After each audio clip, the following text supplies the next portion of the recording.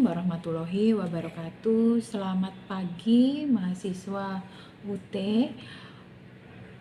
Saudara mahasiswa, dalam kegiatan belajar pertama ini, saudara diharapkan mengikuti kegiatan tutorial secara sinkronus pada jadwal yang tertera di bawah label to web.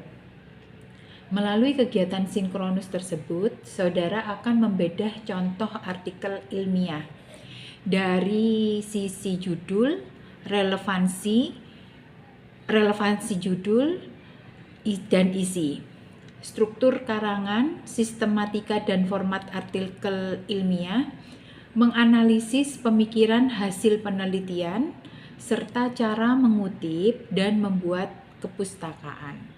Selamat mengikuti kegiatan tutorial secara sinkronus. Sukses selalu untuk kita semua.